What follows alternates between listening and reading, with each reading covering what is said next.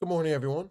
Welcome to a brand new edition of the GSMC Basketball Podcast brought to you by the GSMC Sports Network. As always, I'm your host, Mehrob Fatemi. We saw the conference finals start last night. The Western Conference, specifically, we saw the Thunder and Timberwolves go at it in game one. And honestly, what was a great game. The first half we saw the second half being a much different story than the first. The first, Timberwolves trying to keep it close, take an early lead into halftime, a 5 point lead exactly to go into halftime. And then we saw the Thunder simply just take over the game. It really just was. Takeover is just the best word to describe it.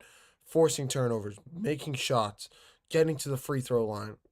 It was just a phenomenal all around game from Shai Gilgeous-Alexander. Alex Caruso came up big in this one.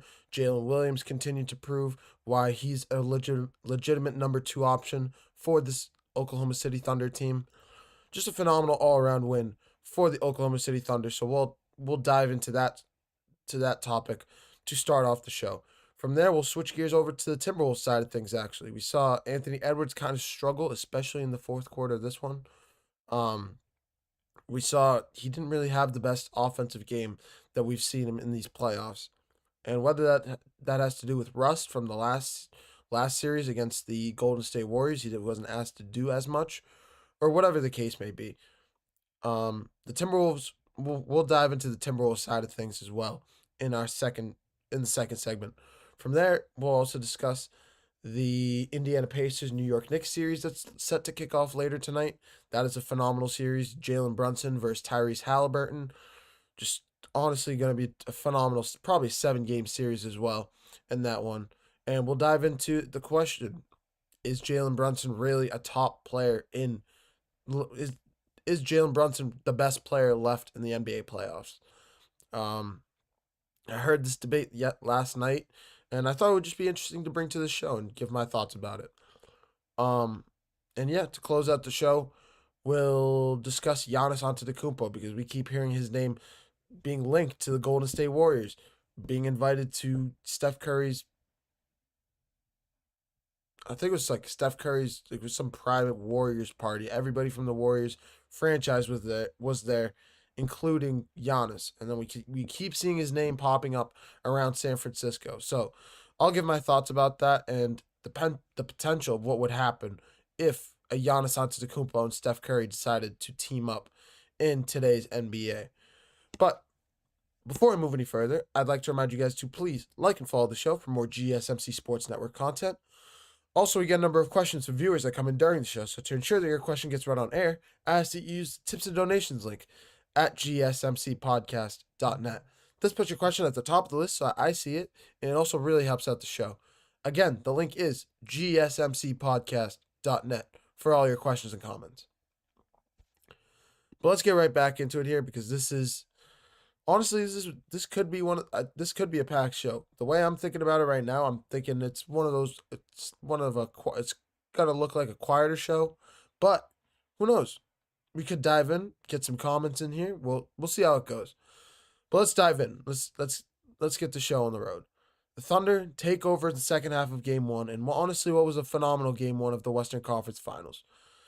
The first half, it was kind of both teams going back and forth. Not Anthony Edwards, Julius Randle spearheading the Timberwolves offense, going off for 28 points.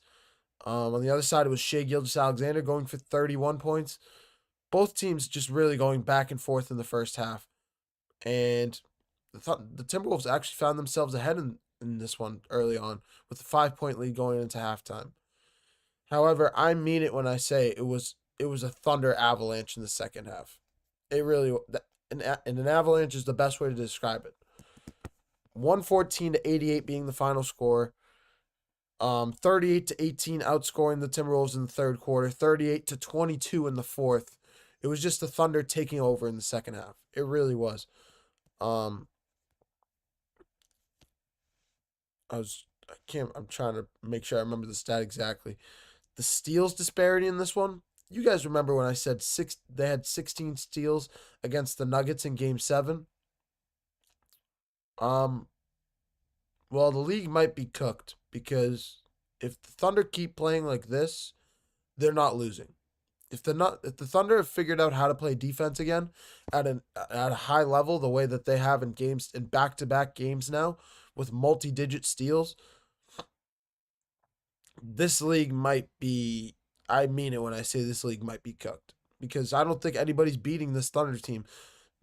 The way they play fast paced offense, the way they're able to get back in transition, That's what the Timberwolves kept doing. They kept trying to push the pace just like the Thunder, and the players on the Thunder, Lou Dort, Alex Caruso, even Shea, were getting back and just picking them off like uh like their NFL cornerbacks, just get stepping in front of passes and intercepting passes. Um, I mean it when I say this Thunder team looked phenomenal last night shooting the ball. I mean, not shooting on the defensive side of the ball, shooting the ball. They didn't even shoot. They only shot 21 3-pointers in this game, and they're a walking example of why the Celtics meta or Celtics analytical strategy of just shooting the three over and over again doesn't work, and you can win games without just shooting the three. The Thunder shooting 11 of 21 from three last night. 41 of 82 from the field. Like they took quadruple the shot. Only like a fourth of their shots was threes. Not even a fourth. It was less than a fourth. So, yeah, honestly, it was a phenomenal game plan from the Thunder. They're going to continue to play at a high level like this. The Timberwolves on the other side, actually, I'll leave that to the next segment because I said, yeah, we're gonna split this series off into two segments. We're gonna discuss the winning side and then we'll discuss the losing side and what caused them. So we're gonna keep this segment solely solely drifted we're gonna just talk about the Thunder. I keep trying to use big words and I'm just like it's not working. But Shea Gilgeous-Alexander, 31 points, 9 assists in this one. Just an all around great game. And this is what you're supposed to do if you're the leader of the team. Taking 27 shots is more of what you're looking for. You didn't have the most efficient 31 points, only shooting 10 of 27 from the field. But being able to get to the free throw line the way that Shea did, regardless of what people might say, there are people that are saying out there that Shea gets calls that he shouldn't get. And I think I used to get mad at it the days that we saw James Harden getting flop calls. Who else have we seen do it? I remember James Harden did it. Yeah, I can't remember. I think yeah, I remember James Harden did it. I think there's somebody else, but I can't pick up on his name. James Harden did it, and now Shea's just kind of following in his footsteps. So if James Harden was getting those calls that he used to get, I'm not shocked that Shea is now. And people can whine and groan and moan all they want about it, but it is what it is. He gets those calls, and you kind of just gotta live and die by it. It is what it is. But um, yeah, 21 of 26 from the free throw line, 11 of 14 for Shea himself, um, and 3 steals as well for Shea. So all around great performance from him. We know how he can be as a two-way player. He's one of the great two-way players in the league today. And it's the big reason why he's an MVP candidate. But, and I say but, if the Thunder want to win this series, I think if not, he needs to play. I don't think the Timberwolves are gonna play as badly as they did last night. I don't think we're gonna see another repeat of that. And there's a specific stat that I'm going to mention in the next segment. So stick around for that. I'm literally keeping everything about the Timberwolves for the next segment. But the Thunder specifically, if they're able to play the defense that they had played last night, Alex Caruso leading the way. My goodness, Alex Caruso was everywhere last night. He was hitting, especially in the second half, hitting shots just everywhere. 9 points for Caruso, 3 for 3 on threes. Just a phenomenal game from the young man. And we know he's one of those great young players in the league. But he's really proven his worth with the Oklahoma City Thunder. We saw him kind of doing the same thing with the Lakers. We said the Lakers made a mistake when they decided to trade him just because Caruso is a great two-way player and you don't see players of his caliber these days. Um, On the Bulls, we saw him struggle a little bit, but since he has made his way to the Oklahoma City Thunder, he has regained that title of one of the great two-way players in the league. If I had to compare Alex Caruso to anybody in the league that I could think of, even from back in the day, um, the only guy I could really think of is probably a Marcus Smart. And if you guys can remember Marcus Smart back in the day when he was a defensive player of the year, wing defender, or even a Drew Holiday when he won defensive player of the year. These guys are both offensively gifted and defensively gifted. They use their defense, but what makes them great, to great, is you see players like Dyson Daniel, Amen Thompson being at the good level. Then you see Drew Holiday and trying to think of another, even maybe Giannis, but Giannis is his own player. But I'm saying when you have when your offense can match up with your defense, or sometimes you can get hot as a shooter, and you're a great defender, I think your worth goes from good to great, and you can become an exceptional talent, a very unique talent. I think that's Alex Caruso, and that's the home. He's found a great home in Oklahoma City now, and he's going to continue to thrive there. I think, and I think this Thunder team really could make it to a championship if they continue to play the way they did last night. I really think so. I said the Timberwolves are going to win it all. I said the Timberwolves are going to probably win this series. And I still think it's going to be a long series, but the Thunder really shocked me last night, man. They shocked me in Game 7, and they shocked me again last night.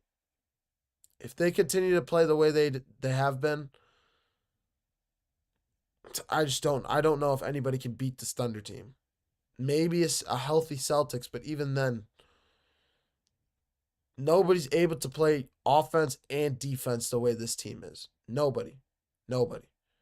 Maybe teams are able to play offense, but nobody's able to match up the intensity that they have defensively. And I think that's what changes the game on this entire situation. But I'm gonna leave it on that note. I'm gonna take a short break. Coming up next, we're gonna switch gears over to the Timberwolves side of things. What went wrong for the Timberwolves in Game 1? We'll discuss Anthony Edwards because he struggled. He had probably one of the worst fourth quarters I've seen him play, especially in the fourth quarter, especially in a playoff game, especially in a conference finals. This is a big series for Anthony Edwards here, and he did not start on a great note. But yeah, you're watching the GSMC Basketball Podcast, brought to you by the GSMC Sports Network. Don't go anywhere. I feel like I'm losing my mind. Is everybody in the world blind? Please, Lord, give me a sign, a sign. I feel like I'm losing my mind. Is everybody in the world blind? Please, Lord, give me a sign, a sign. I wanna be the greatest. Everybody on the fake shit. I look around and feel like everybody is the fakest. I make this every day and I'm impatient, hoping one day I blow up from the basement. Statement, the top is so vacant. I don't hear shit that I think is amazing. Waiting for my day when I'm playing sold out shows for 1,000 faces. Hey, give me that crown, get in my way and to be put down. It ain't your place, all this my town. If I want that shit, then I'll get it right now. I'm losing it, the noose it fits. I'm losing shit, a stupid myth. You choose to live or choose to dip. You choose to fight or lose your grip and lose a gift. I feel like I'm losing my mind. Is everybody in the world blind? Please, Lord, give me a sign, a sign. I feel like I'm losing my mind. Is everybody in the world blind?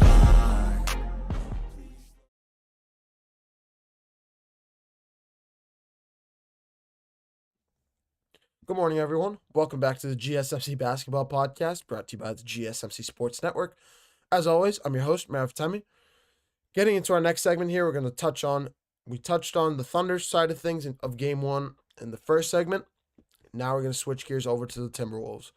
And honestly, there's more than you think that went into the Timberwolves side of things. And honestly, I feel like I'm about to start talking about the Timberwolves like I talked about the Celtics. And you guys are going to see, I think you guys know exactly what I'm saying if you guys have seen the stat I'm looking at right now. But we're going to discuss what went wrong for the Timberwolves in game 1, how they can bounce back in game 2, as well as Anthony Edwards' struggles, because he absolutely struggled in this one, especially in the fourth quarter of this game.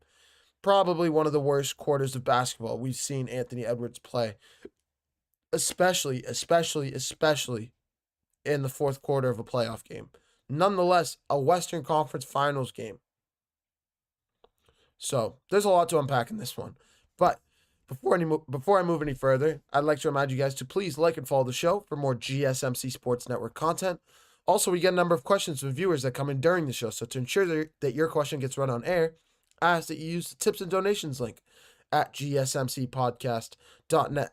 This puts your question at the top of the list so I see it, and it also really helps out the show. Again, the link is gsmcpodcast.net for all your questions and comments.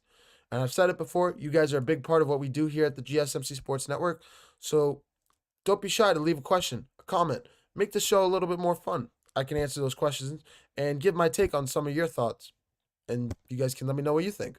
We can have a little bit of a back and forth in the chat box, but I appreciate I appreciate everything as always. But we got to get back to this because this is probably going to be this is going to be a packed segment. So the Minnesota Timberwolves. I've never seen a stat like this.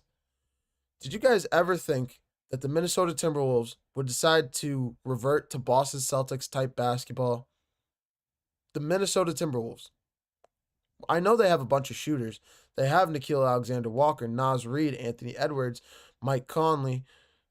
There's another Julius Randle. They have a bunch of guys on their roster that can shoot the ball. Absolutely. No questions asked.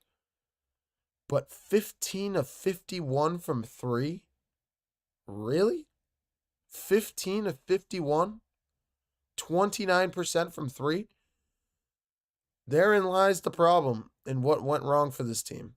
They only took, 32 regular shots? They only took 32 shots from inside the arc. They shot more three-pointers than normal field goals. Yeah, that's I think that speaks for itself right there. I think the Celtics hold the record for most missed three-pointers in a game, but I think the Timberwolves were out to try and break that record. Because, my goodness, 51 three-pointers in a game. Yeah, therein lies the problem for the Timberwolves, I'd say. Outside of that, I'd say before we get to the main course with Anthony Edwards, we got to start with some appetizers, Another player that I really want to point out that did not play well in this game whatsoever, Naz Reid needs to play better.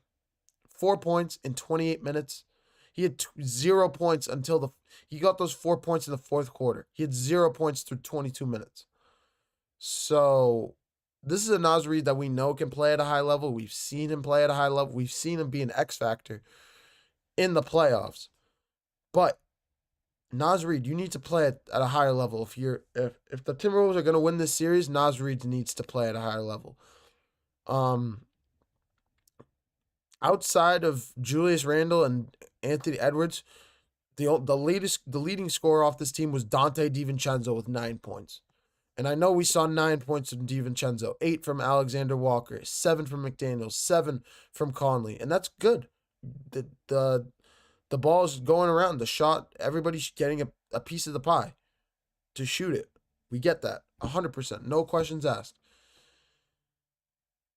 But at the same breath, somebody needs to step up for this team as a third option. We've seen Jaden McDaniels take that mantle. We've seen Naz Reid at times take that mantle. Mike Conley has.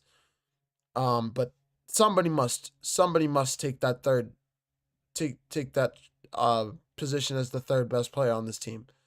It really they must, because you can't have two guys go off for 28 and 18 points and then the next best score is like 7 or 9. I said 9 with DiVincenzo. You're just not going to win games, especially against a deep team like the Oklahoma City Thunder. The way the Thunder play is different than almost anybody else in the league.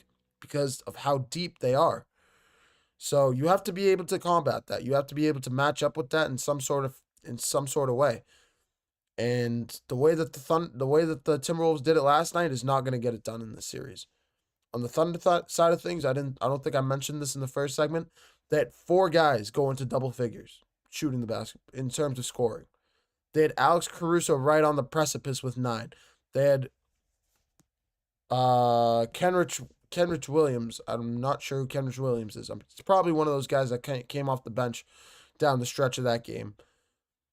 But Kenrich Williams finishing with 8 points. Like, they had multiple guys that they had 4 guys in double figures, and then they had a bunch of guys knocking on the door, which I think is fine. That's what you need in terms of a deep team to get it done. And that's what the Thunder are doing right now. But for the Timberwolves, you need some more offensive production from your guys. And I think that was a big reason why why they struggled in the second half the way they did. But I got past all of that part. I got past everything. Now let's dive into the main course, because I never thought I'd see a type of game like this from Anthony Edwards. You did finish with 18 points. You had 18 points through 3 quarters. Anthony Edwards in the fourth quarter had 0. Like 0. Like 0. 0. Like, you were down by 7 points going into the fourth quarter, and you finished with 0 points in that fourth quarter. Also, out of what? Good. Sorry about that. My stream just froze. But 0 points from Anthony Edwards in the fourth quarter. You're down by 7 points going into the fourth, and you finished with 0 points. 0. You're plus minus. You're minus 11 on the court as the best player on the floor. You're supposed to match up with Shai Gilgeous-Alexander, who's giving the Timberwolves the business. You have Julius Randle, playoff Randle, that's continuing to stand out for this team, going off for 28 points. But Anthony Edwards, do not be shocked if we see an Anthony Edwards 40-point game in Game 2, because that was borderline egregious from Anthony Edwards, and we know he can play at a better level. We know he can play much better. We've seen him go off for 40 points in games, but that level of inconsistency.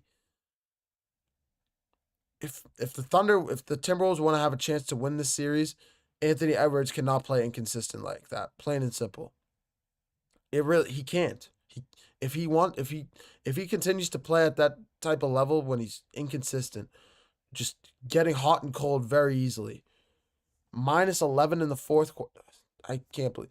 I actually sometimes you have bad games, and we'll see that if that's true. If he has a bounce back game in Game 2.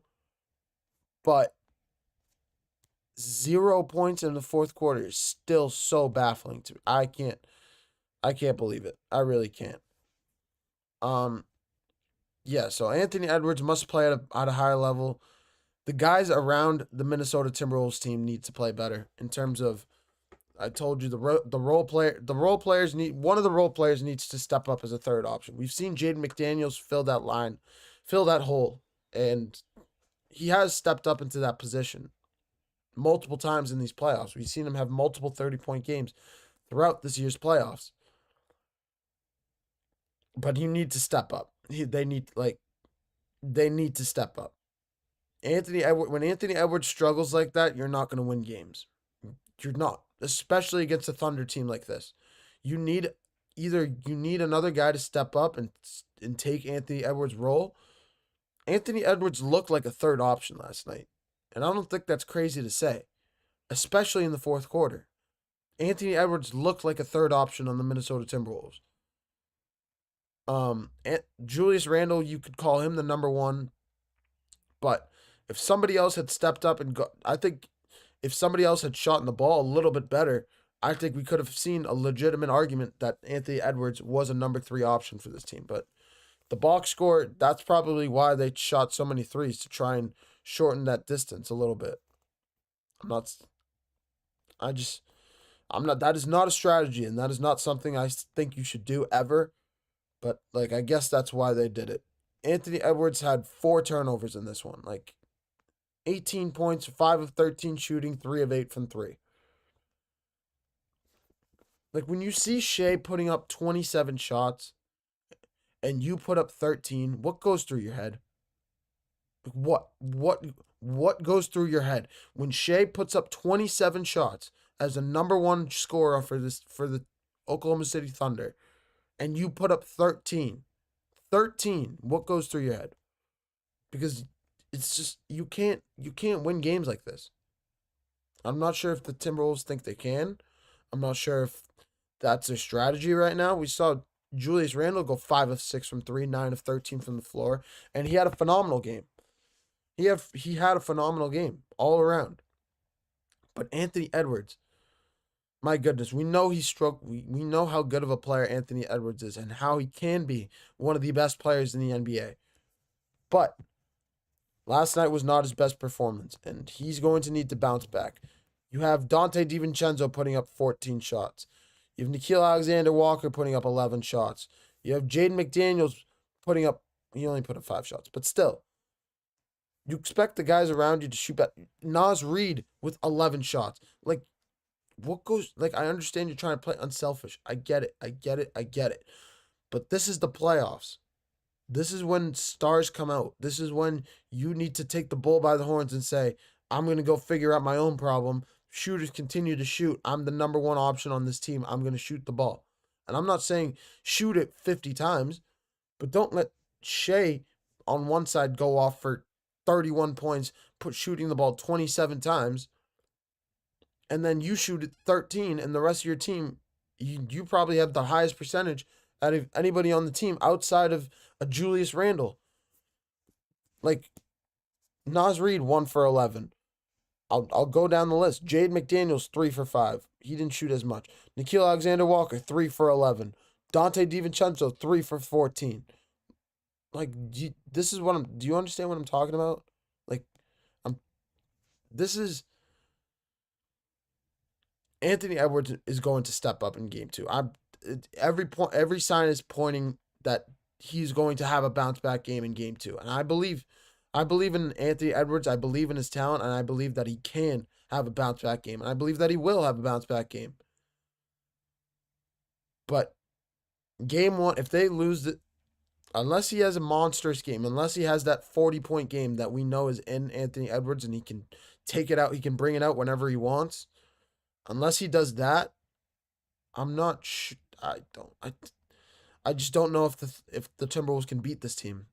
Not the way they shot last night. No way. If they continue to play the way they did last night, this is going to be a 4-0 sweep, and every game is going to be a 20-point loss. It's going to be. The only reason it was close was because of Julius Randle in the first half went 5 of 6 from 3 and didn't shoot the ball after that. I'm pretty sure he went. I read it last night. I'm pretty sure.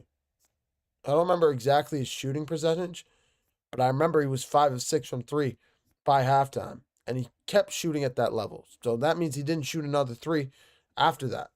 Why? I have no idea. No idea at all. Makes 0 sense.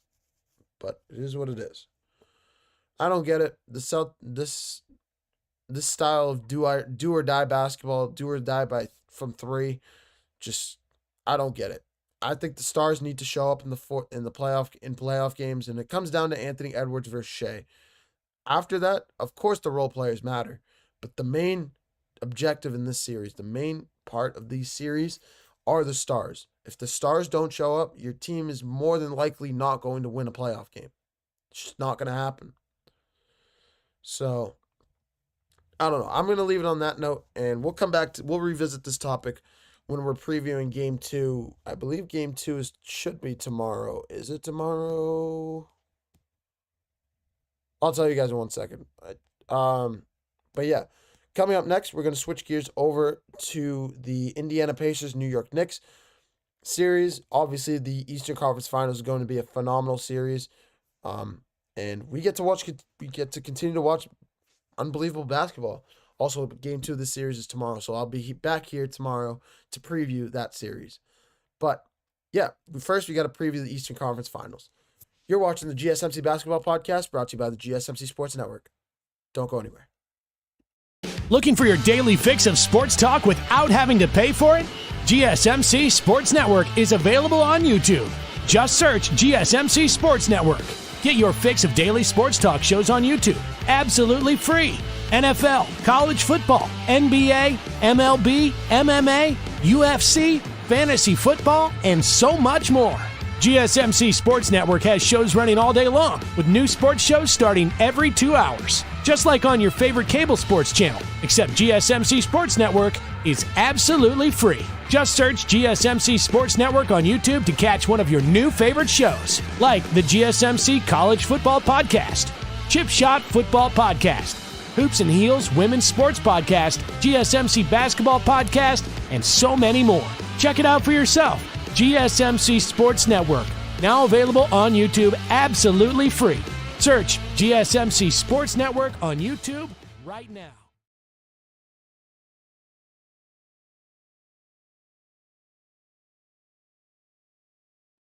Hello, everyone. Welcome back to the GSMC Basketball Podcast, brought to you by the GSMC Sports Network. As always, I'm your host, Mehrob Fatemi. Getting into our next segment here, we're going to switch gears over to the Eastern Conference Finals. Jalen Brunson, Tyrese Halliburton, two stars, two young budding stars, especially Tyrese Halliburton, who's really been bursting on the scene here over the last couple of years, bringing the Indiana Pacers to the Eastern Conference Finals last year.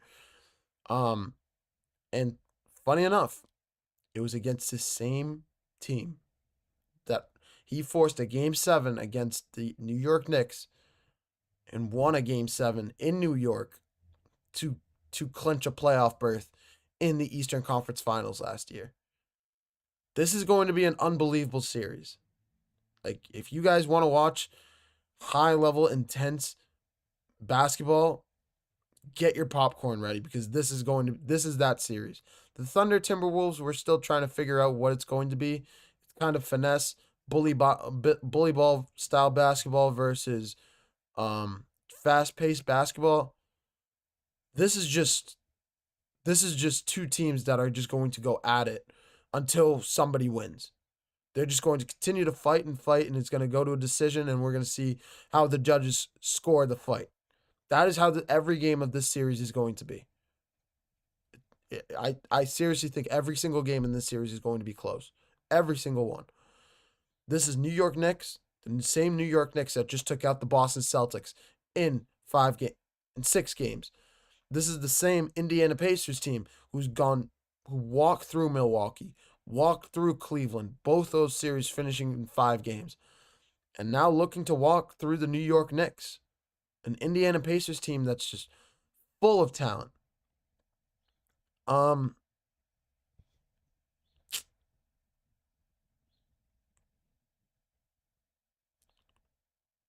trying to think of how I want to start this, because in the next segment, we'll start this with the Pacers side of things, and we'll see how long we can keep it going with the Pacers side of things. Tyrese Halliburton, I said, is the best player, one of the best players in the league, one of the best young budding stars. I believe he's 24 years of age, just continuing to grow as a player right now as we speak. He's growing into the prime of his career right now. And I've said it before, I'll say it again. And I've had people in person, I've said this in person, and people just look at me like I have 5 heads. And I get it. But Tyrese Halliburton really is just like Magic Johnson from back in the day. Take out the defense and just think about the passing. Think about the scoring. Think about how he makes the team around him better. And now think about Tyrese Halliburton. Don't think about him in the regular season, but think about him in these, especially in this year's playoffs. The way he's able to carry the offense, especially down the stretch of games. The way he's able to make the guys around him better. He's so unselfish. He averages a double-double with assists. He's incredibly unselfish with the ball. The offense really just runs through him. He is the number one guy on this Indiana Pacers team, and he's been that all series long. I think if I'm the New York Knicks, I don't know who I would. I just don't know. I don't know how they're going to game plan for a player like Halliburton. They could throw out Josh Hart on him, but at the same time, the problem with the Indiana Pacers when you're trying to scheme up against them, I think they have a better offense. There is a legitimate argument you can make that their offense is more potent, more deadly when they get hot. They're deadlier than the Oklahoma City Thunder. And when I say deadly, I mean they can rip off 20-0 runs in 4 minutes, 5 minutes. They can erase leads like this. Sorry, my forearm is so. Oof. Sorry. That was weird.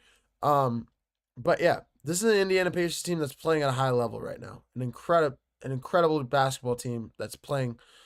When I say, like, if you guys can think back to the comebacks that they've had, Game 2 against the Cleveland Cavaliers, down by 7, I believe, with 52 seconds left.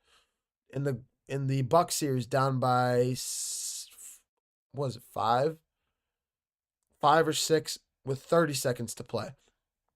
When you're able to erase leads like that, just based off heart and grit alone, missing free throws, getting rebounds, missing threes, getting the rebound, and kicking it back out for another wide open three to knock it down. Pacers have had some luck, but they've executed to perfection. And I think a lot of this has to go to Rick Carlisle. We have to give a lot of credit to Rick Carlisle and how he's turned this team around. We saw in the first half of the year, before the All-Star break, the Pacers were kind of struggling a little bit. They were finding themselves around the 6-7 position, just above 500, just trying to figure it out. We're continuing to go through some growing pains from some injuries. And Tyrese Halliburton was kind of part of the problem, you could say, because his offense was lackluster, mediocre at best. Mediocre at best, I think, is the best way to describe it. Having single-digit points, double-digit assists is good. He's playing like a good facilitator, a good facilitating true point guard. But if the Pacers want to be as good as they are, the reason why the Pacers are as good as they are now is because Halliburton flipped that switch. And since he has flipped that switch, this Pacers team has just been a different team. They were the hottest team from March before the playoffs, from March all the way to the mid-April. I apologize, my nose is running. But I just lost my track of thought. Yeah, they were the hottest team between March to mid-April. They've been the hottest team throughout this year's playoffs. And now they go up against a New York Knicks team that's incredibly talented, led by Jalen Brunson. They have Karl-Anthony Towns. They have Mikal Bridges, Josh Hart, OG Anunoby. They have a slew of guys. They have an incredible group of talent. Top 5. Their starting lineup has incredible talent.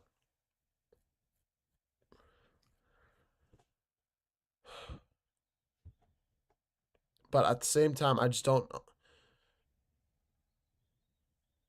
I'm trying to think of a way that I can say that the Knicks can win this series, but I just can't. I can't see it. We saw them get lucky. In a way, they got lucky against the Celtics. There's a legitimate argument to make that the Celtics are still a better team than the New York Knicks, even after that series. Even after that series. You could say that injuries played a part. Jason Tatum's Achilles, even though I don't know how much of that is, I would say, because even when Jason Tatum tore his Achilles, the Celtics were going to lose Game 4. So I don't even know how much we can even use of that argument. You could say Jaylen Brown partially tore his ACL. Cool. But I think the biggest reason why the Celtics lost that series was because of a guy named Kristaps Porzingis. I think if they had Kristaps Porzingis, they could have used the interior. They could have used the paint much more. They could have utilized the paint more often than they did. They could have settled for less 3-pointers. They could have pushed the pace into the paint. Get Porzingis going downhill. They could have used Porzingis as an anchor in the paint.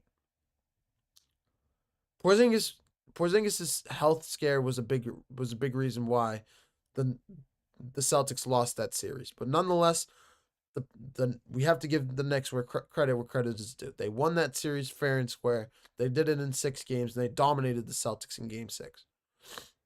But when we're talking about this Knicks team, we're talking about them coming back from leads, coming back from 20-point deficits. We're talking about a team full of talent.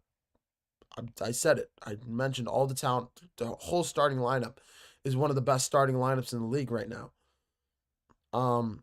They play with heart. They play with grit. They're exceptionally well coached by Tom Thibodeau.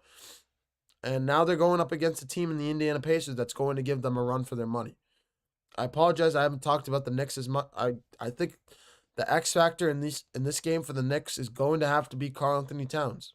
Again, how is he going to be able to handle the double big of the Indiana Pacers, the Pascal Siakam, Miles Turner duo? We saw that they're both seasoned and ready for Cat, especially after going through Evan Mobley and Jared Allen, easily probably one of the best double bigs in the league. So I think Karl-Anthony Towns has his work cut out for him. But if he can find a way to dismantle that double big situation, if he can find a way, I don't think he's gonna figure out his post game with his back against the basket. But I think his shooting is going to be incredibly valuable in this series. I think OG Anunoby, I think Mikal Bridges. Mikal Bridges needs to step up and continue to play at a high level the way he did against the Celtics. He was a big reason why they won that series against the Celtics.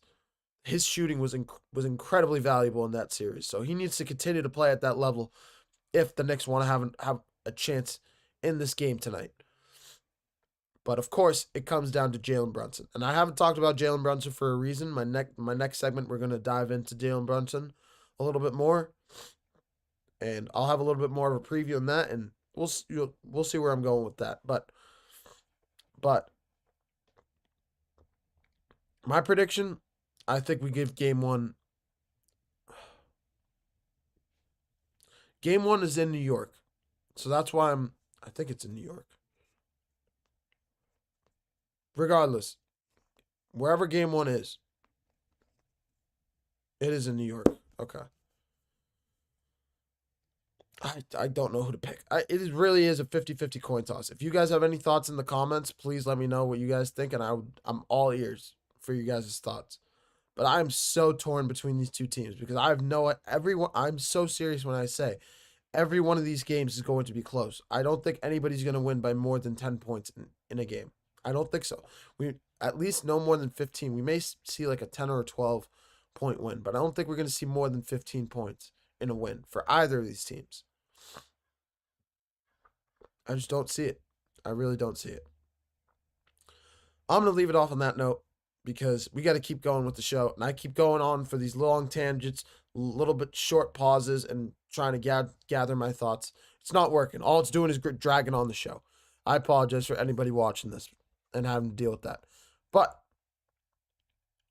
I'm going to take a short break. Coming up next, we're going to talk about Jalen Brunson. Is Jalen Brunson really the best player left in this year's playoffs?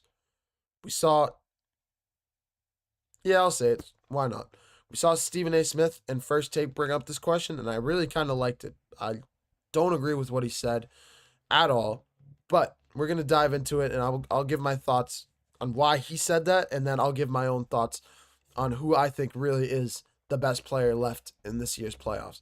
You're watching the GSMC Basketball Podcast, brought to you by the GSMC Sports Network. Don't go anywhere.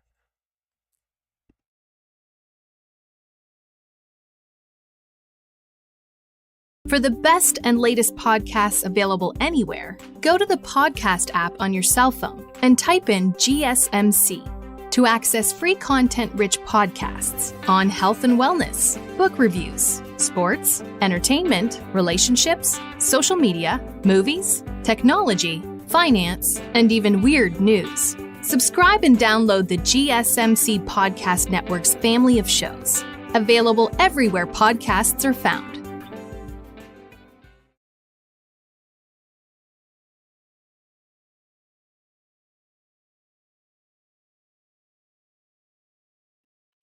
Hello, everyone. Welcome back to the GSMC Basketball Podcast, brought to you by the GSMC Sports Network. As always, I'm your host, Mehrob Fatemi. Getting into our next segment here, we're going to dive into Jalen Brunson. I don't understand. I'm not going to bring up Stephen A. again, but is Jalen Brunson really the best player left in this year's playoffs?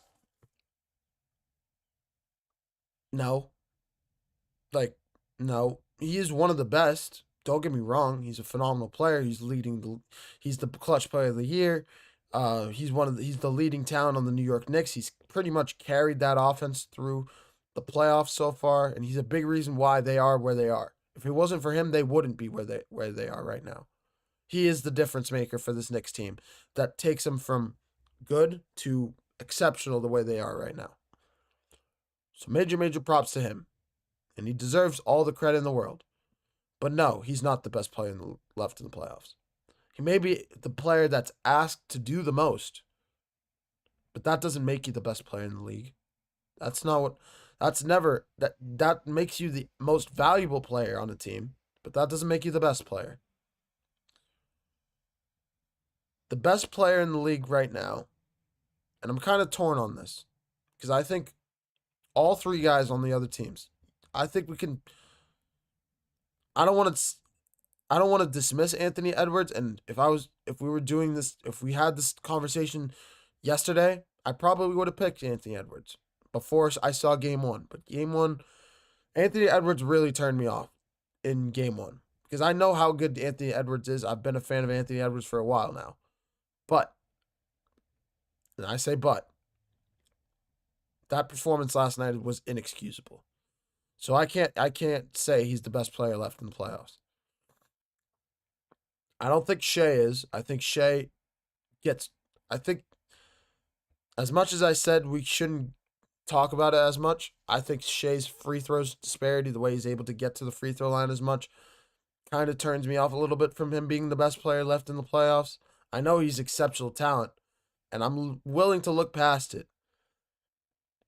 Am I willing to say Tyrese Halliburton? I don't know if I think I just have to roll with Shea. I think Shea is the best player left in the playoffs. I would say Anthony Edwards normally, and this is like nitpicking. This is nitpicking. And who knows, maybe he has if he has a great game in game 2, I'll close my mouth. Do you want me to say that? Actually, for everybody watching, this is for receipts. You have my receipts of saying this. I think Anthony Edwards is the best player left in the playoffs. I just think he had a very, very bad game in game 1, and I expect him to bounce back. If he does, he can regain that title of the best player left in the playoffs. But if he doesn't, he solidifies that title of why he's not the best player left in the playoffs. That inconsistency does not work. It doesn't. And I know it would be inconsistent regardless. A poor game 1, a great game 2.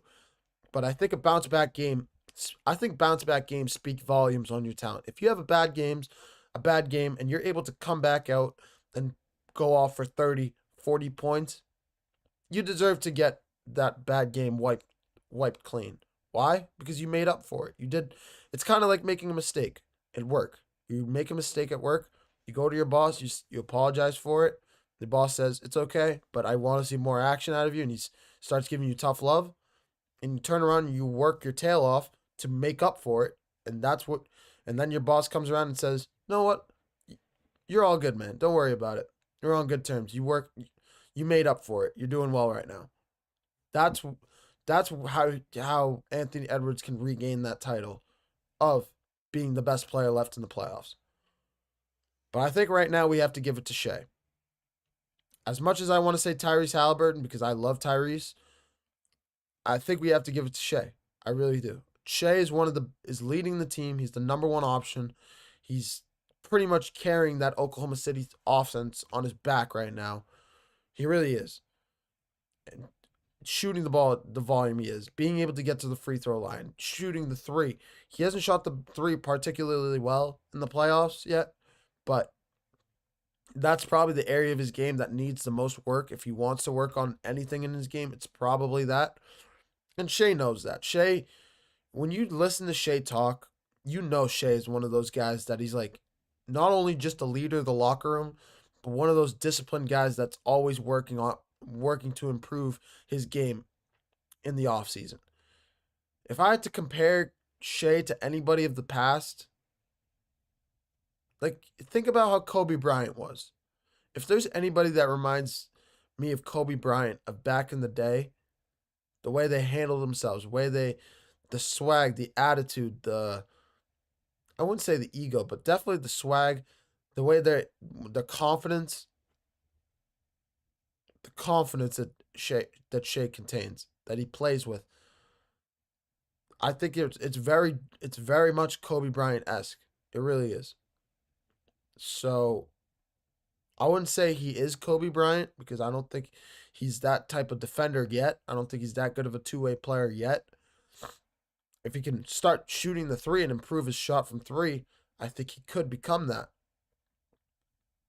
But for now, he's probably the best player in the league in the playoffs left to go. Out of the four teams that are left, I think he's the best player out of those four teams. And I think he deserves that.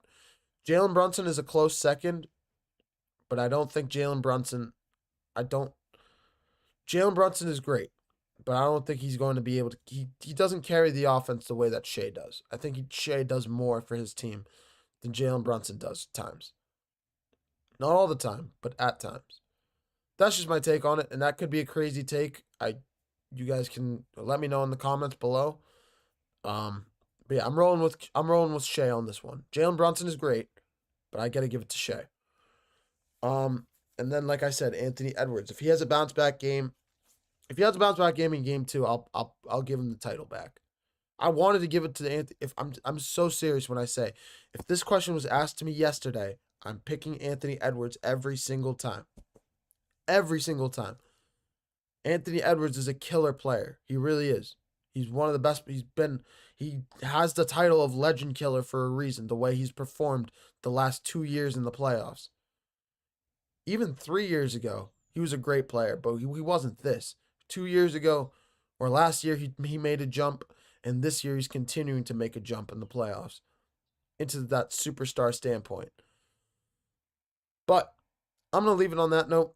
I'm going to take one last short break. Coming up next, we're going to switch gears from the playoffs into the offseason because not only is there not enough to talk about the playoffs, and I wish there was, this is why I don't like the conference finals as much as I like the first and second round, because there's always something to talk about. There really always is something to talk about, and it was just always pack show. Now it's just like, what am I going to talk about today? And I have to think about questions, and I think the question, regardless, I'm going into the production side of things. This is what happens when I talk to myself for too long. But I'm going to take a short break. Coming up next, we're going to talk about Giannis Antetokounmpo and his name being linked to the Golden State Warriors over the last 2 weeks or so. And we'll discuss how Giannis would fit into that system. So, yeah, you're watching the GSMC Basketball Podcast, brought to you by the GSMC Sports Network. Don't go anywhere.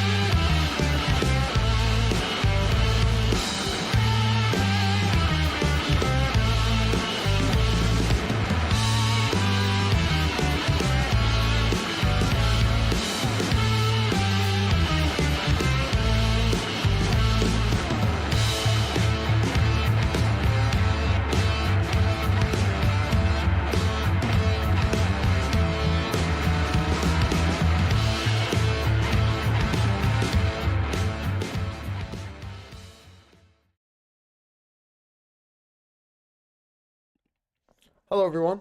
Welcome back to the GSMC Basketball Podcast, brought to you by the GSMC Sports Network. As always, I'm your host, Mehrob Fatemi. Getting into the last segment of our show here, we're going to switch gears from the NBA playoffs over to the offseason. Giannis Antetokounmpo's name has been brought up for a while now, especially the last few days. And honestly, it's been warranted because it seems like he's really pushing for a trade to the Warriors. And I'm not saying that he hasn't come out with it publicly, but he continues to come up over and over again with the Golden State Warriors. 2 weekends ago, I don't think it was this past weekend. I think it was 2 weekends ago.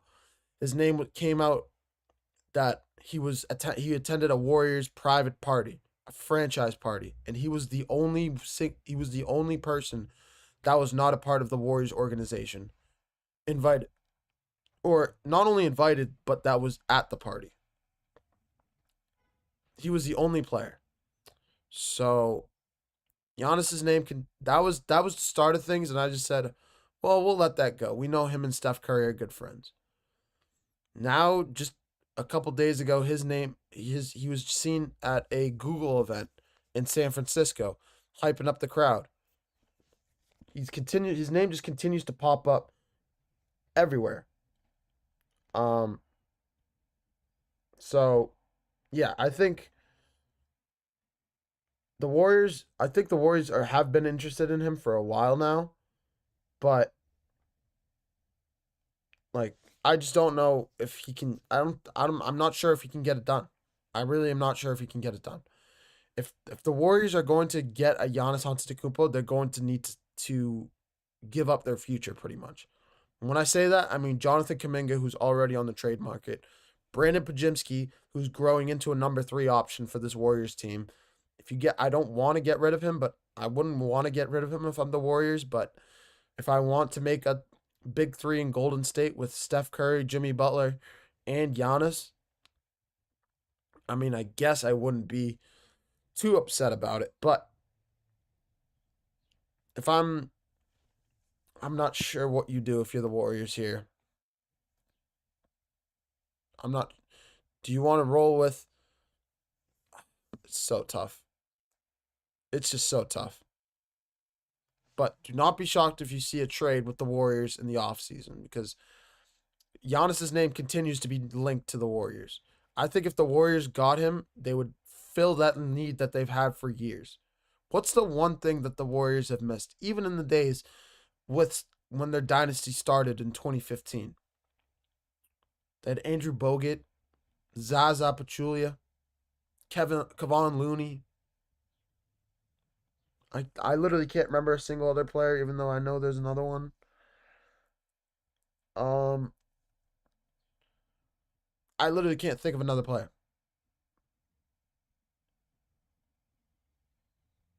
That is how poor the big man group has been in Golden State. I literally can't think of another player.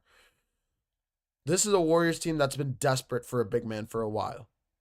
And they've gone after it a couple times. I think their name was linked to Clint Capella a couple years ago. LaMarcus Aldridge. I can't think of another one. But I know those 2 guys specifically were linked to Golden State for a while. But now they get an opportunity here. Bring in a generational talent in Giannis. It would be a similar standpoint to what the Lakers did. They had LeBron James. They brought in Luka Doncic, who's going to be the future of the team. So now let's LeBron James be like, okay, now I can just walk. I can go calmly away into the sunset and retire. The future of the team is here and set. They'll build around Luka in LA for sure. The Warriors have an opportunity to do the same thing. When Steph Curry's ready to walk, whether that's next year, whether that's 2 years from now, we haven't seen an exact standpoint from Steph Curry.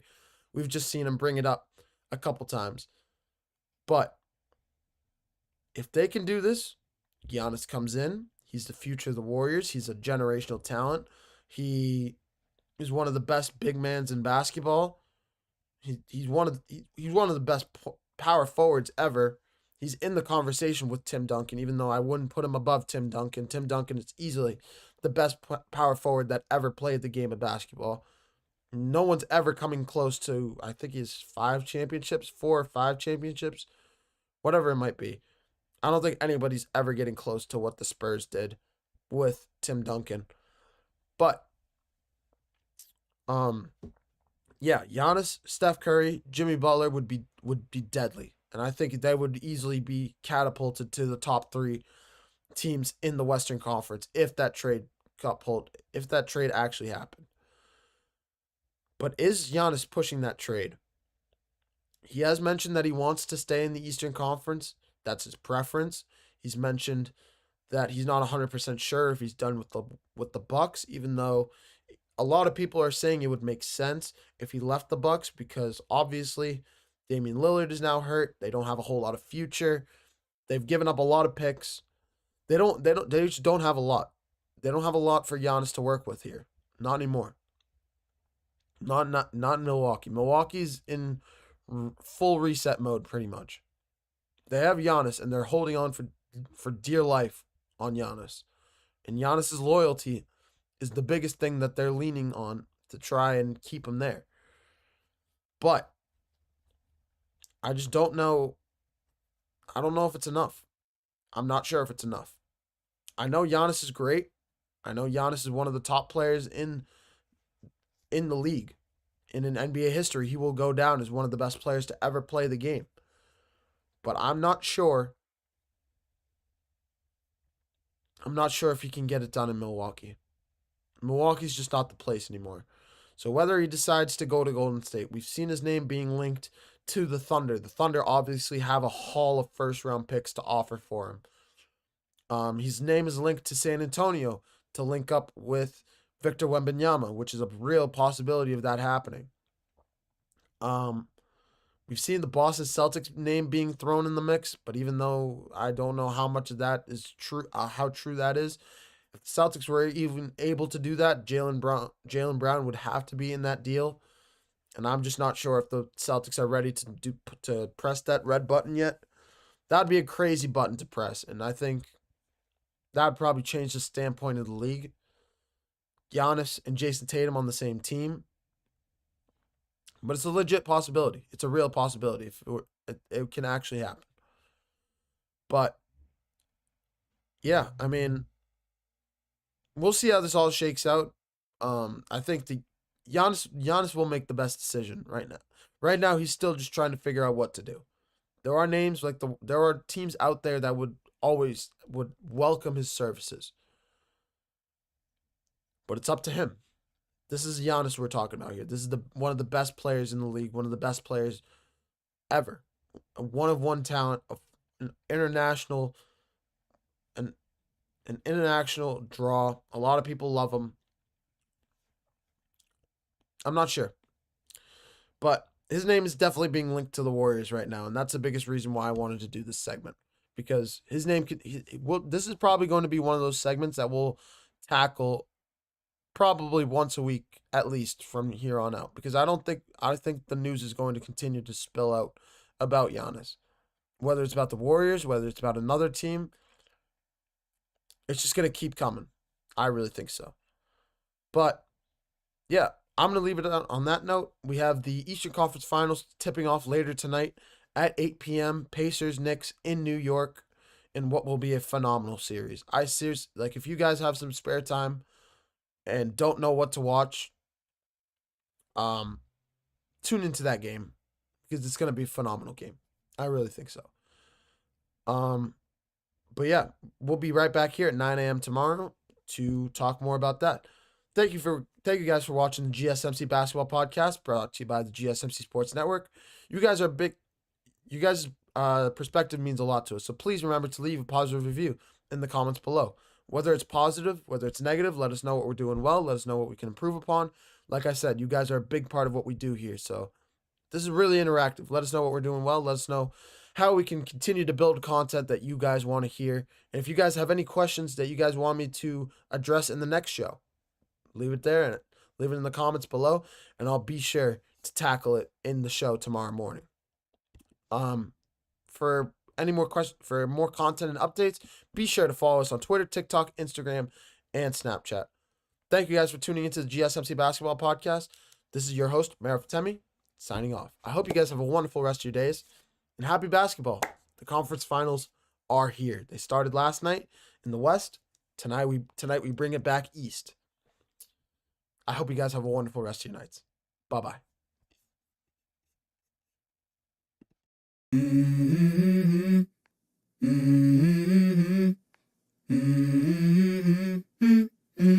Let's go.